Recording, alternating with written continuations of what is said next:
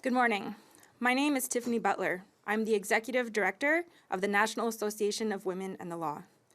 The National Association of Women and the Law, or NAWL, is a feminist law reform organization working to improve women's rights in Canada. In 2024, we celebrate 50 years of legal leadership. We're proud to have had a crucial influence on laws affecting women in Canada, including in the area of violence against women. Today, I'm here with my colleague, Suzanne Zaccour, NAWL's Director of Legal Affairs and organizer of our campaign to ban parental alienation accusations, as well as representatives of some of our partners in this important campaign. Suzanne will share her opening remarks in English and in French, after which you'll hear from Nneka MacGregor, Executive Director of Women at the Centre, Julie Rioux, initiator of petition E4517, Tabaka, directrice Défense des droits des jeunes pour le Regroupement des Auberges du cœur du Québec, and Deepa Mattoo, Executive Director of the Barbra Schlifer Commemorative Clinic, who will be joining us via Zoom. Suzanne Zaccour est la directrice des affaires juridiques de l'Association nationale Femmes et Droits. Elle livrera ses remarques en anglais puis en français avant de passer la parole à nos partenaires.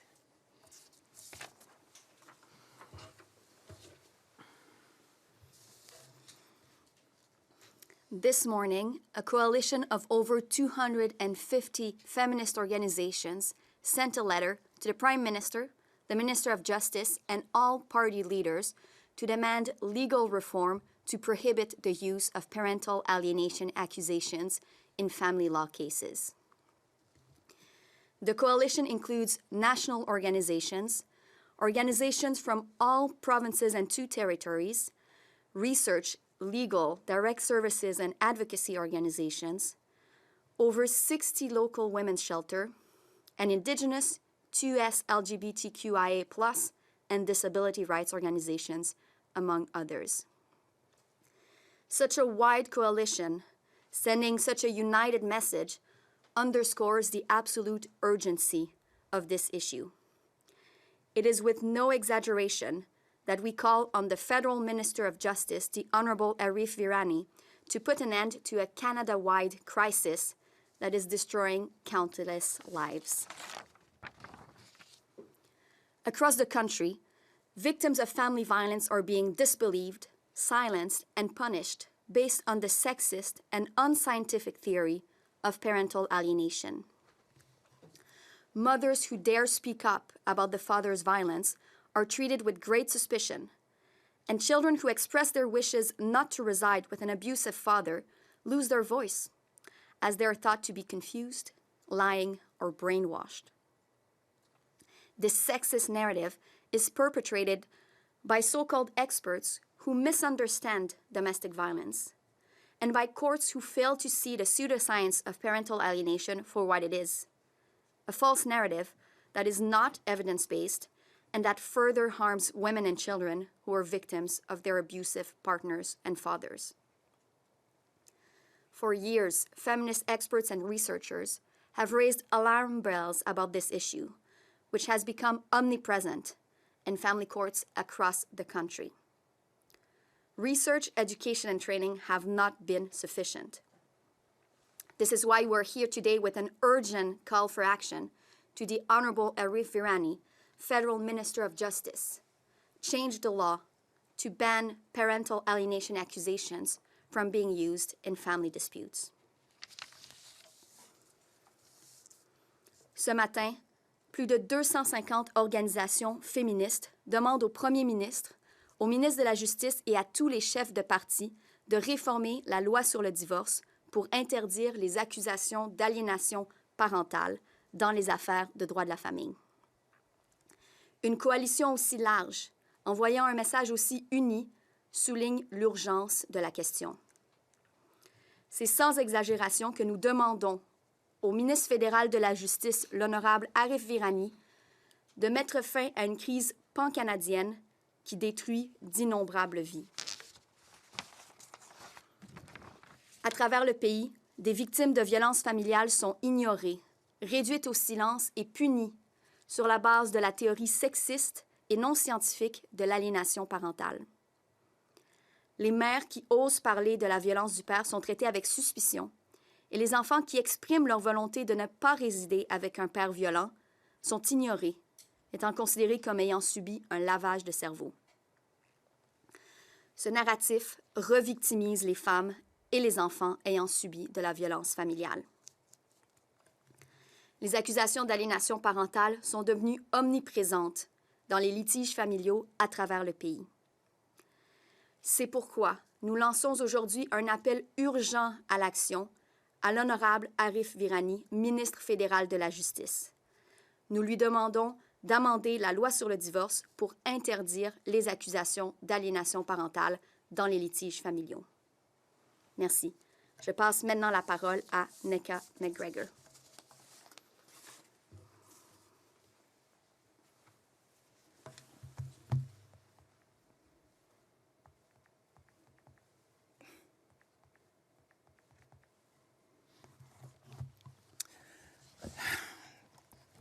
Good morning.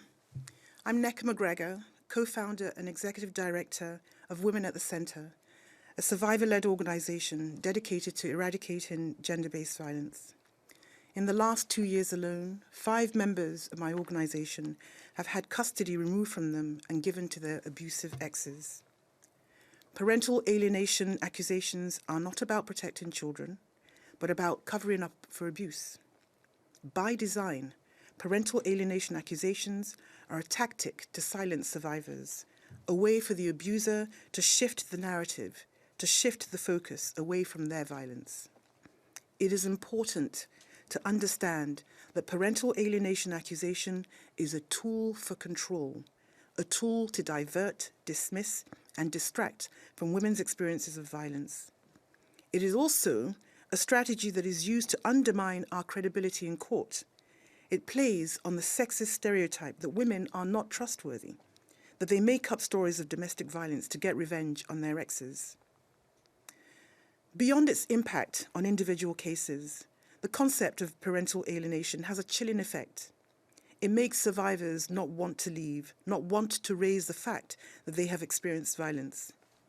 This places them and their children at risk. If the mother does not raise abuse, courts won't know that they need to protect the child from the father. But if the mother does raise abuse, courts find her to be alienating. Either way, the children lose. If our government is genuinely concerned about the safety and well-being of children, it needs to listen to us. It needs to act now. Thank you. I'll now call the next speaker to the podium.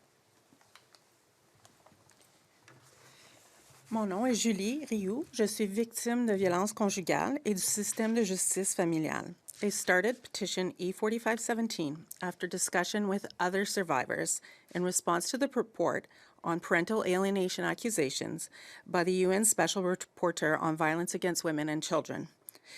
Her report concluded, and I quote, "States must legislate to prohibit the use of parental alienation or related pseudo-concepts in family law cases." Survivors are especially keen on seeing this recommendation implemented. Canada's judicial system and its protection systems fail to keep children and women safe, violating their rights to life and security of the person under the Charter. The pseudoscience of alienation and reunification therapy is deeply entrenched and endangering our children. The use of parental alienation accusations to deflect from domestic violence needs to be banned in its entirety. Reunification therapy, which forces children to ignore past abuse, needs to be banned, also in its entirety. While today's call to amend the Divorce Act is an important first step, more will need to be done to protect children of unmarried parents or under child protection laws. For example, the DPG directly states in their training documentation that parental alienation is indirect violence or psychological abuse. This needs to end. The concept of alienation is a cancer in our system that threatens the safety of children and abuse survivors. Le concept d'aliénation parentale est un cancer dans notre système qui menace la sécurité des enfants et des victimes de violences. Across the country, children of all ages, from toddlers to teens, have been cut off from their primary parent and placed entirely with their abuser for months and years.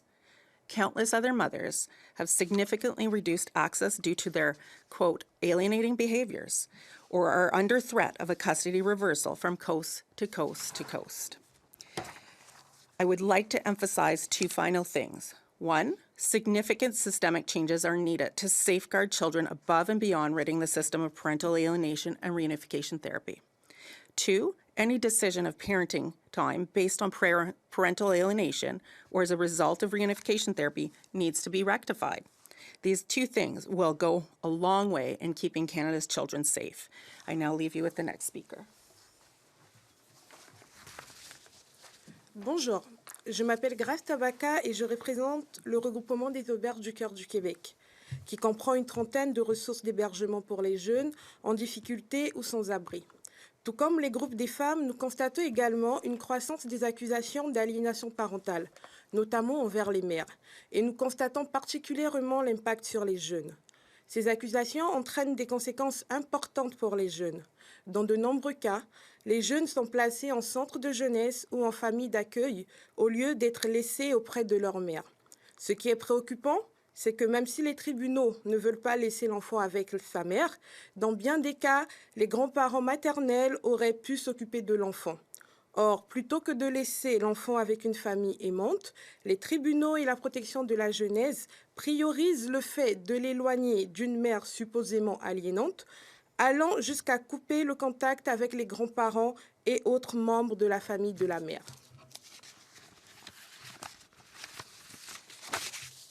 L'accès à des contacts parents-enfants est un droit de l'enfant, pas du parent. Or, au lieu de respecter les droits de l'enfant, on les sacrifie pour imposer un lien père-enfant qui parfois n'est ni souhaitable ni souhaité par l'enfant. Les enfants et les jeunes doivent avoir une voix dans notre société. Interdire les accusations d'aliénation parentale contribuera à garantir le respect de leur voix et de leurs devoirs. Merci. Je passe maintenant la parole à la prochaine participante.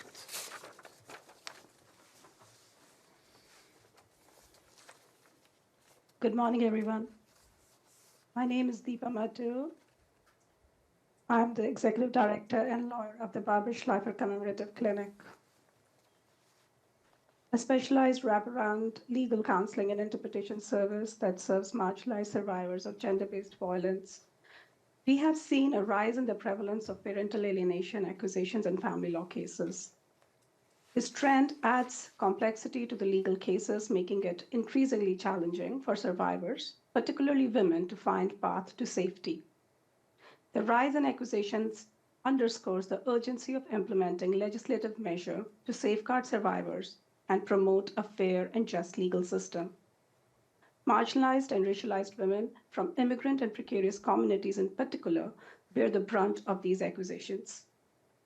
The intersectionality of gender-based violence and the multiple risks faced make survivors more susceptible to the misuse of parental alienation accusations. Therefore, we urgently advocate for ban of such accusations. Such a ban is essential to protect survivors of gender-based violence. We envision a society where every survivor, regardless of their background, is shielded from the abuse of the legal system and fake parental alienation concept. As we address this critical issue, a collective goal must be a future marked by empathy, a trauma-informed justice system, and the unwavering protection of the most vulnerable among us. Thank you. Thank you. We hope that Minister Virani will hear this call from over 250 feminist organizations and agree to urgently ban parental alienation accusations from our family courts. We will now welcome any questions you may have. All right, we'll start with questions in the room. This is just a reminder for people joining us on Zoom. If you have a question following the questions from the room, please use the raise hand function. Nous allons aller pour les questions dans la pièce. Si les gens qui nous joignent en ligne, vous avez des questions, s'il vous plaît, utilisez la fonction main levée. Hi, could you mentioned earlier that there was a lack of research on this. Do you feel like that might be a barrier to kind of get people on board with legislation on this? And what do you think is required to be able to research this more and get more data on it? Actually, there is no shortage of research showing that parental alienation accusations are primarily used against women and against victims of intimate partner violence. The research is abundant, and it's coming from Quebec, Canada, other provinces, and the rest of the world too. What I said is that the research has not been sufficient to change the situation, so courts need a stronger direction in the form of a clear legal reform. And how have your conversations already been with Minister Ronnie and other MPs? How have those conversations gone? We have let the minister's office know that this is a priority for us and a priority for women's group, and that we are expecting a solution on that, and we hope to get a meeting with the minister after this news conference. Could you also speak to kind of why this has been normalized in the courts when it's been talked about as a pseudo-scientific concept and it's been discredited? Why is it so normalized in the courts? In the last decades, there have been a few experts or custody evaluators bringing these concepts to the courts and not letting the courts know that this is a controversial concept. Often it's a small world, the family law cases. It tends to be the same few experts who will testify repeatedly in many cases. And it has also become common practice in youth protection services to see cases through the lens of parental alienation.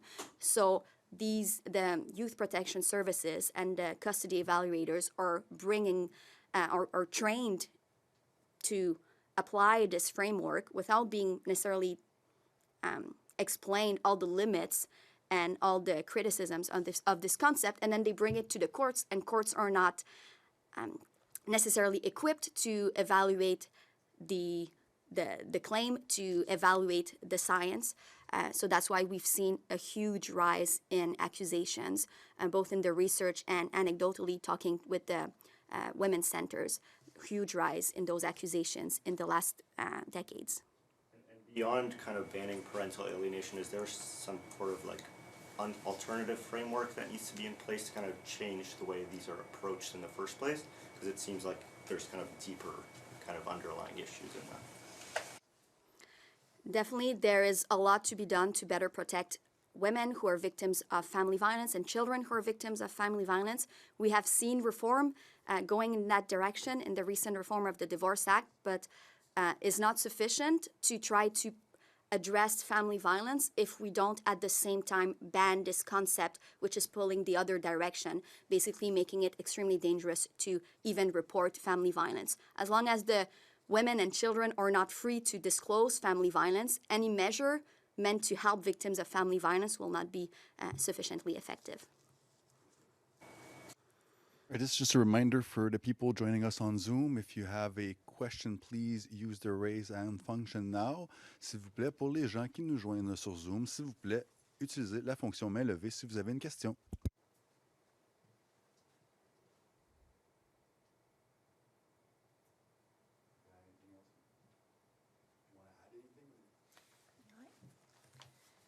Just to follow up on your question, from a survivor perspective, one of the things that we're seeing is accountability is a difficulty, and judicial discretion and the use of the best interest process concept in law is being used to ignore domestic violence and the safety rights of women and children are often compromised. So, for example, you may have a criminal court order a protective order, and they get to family court, and the judge says, this makes it really difficult for dad to see the kids because you can't exchange the kids directly. You need a third party or you need a supervised access center. So we'll remove that condition for access. So then you had a protective order for a good reason, because they're hard to get, yet now the perpetrator can come to your house because they need to pick up the kids. So instead of, and if you ask for a protective order, your lawyer will often tell you it's risky because they may now just get 50-50 because it makes it too difficult to have access exchanges. So instead of putting the burden on the person with the criminal conviction in domestic violence or assault, to make it safe to exchange the kids, they've put the risk on the survivor. So that's one of the things, you know, where they're not enforcing our rights. So that would be my adding. Can I just add one more? I think when we're talking about the concept of parental alienation, people need to understand that these allegations against women are often, they come at a time when custody is at issue, right? It's never been raised before during the proceedings. It's only when the woman is asking for custodial rights and for access to be limited in some way. And the reason why we're seeing a rise in these allegations is because people, abusers, are understanding that it is an effective tool, right? And one of the points that we wanted to make is that to allow this tool to be continued to be wielded against women would only continue to put women at risk and only continue to put children at risk. Because if you take custody away from the protective parent and hand custody over to the parent who's actually causing the harm, what you're doing is not protecting the children, right? You're increasing the risk not just to the woman, but to her child. But what's happening is that men, abusive men, are seeing this as a really good way, a really good strategy to bring to the courts, and understanding that the courts are taking their side. So what we're looking for is a way for everybody, not just the judges and the lawyers and family courts, but for society at large to understand this is continuation of violence. And what we're calling for is an end to this particular tactic.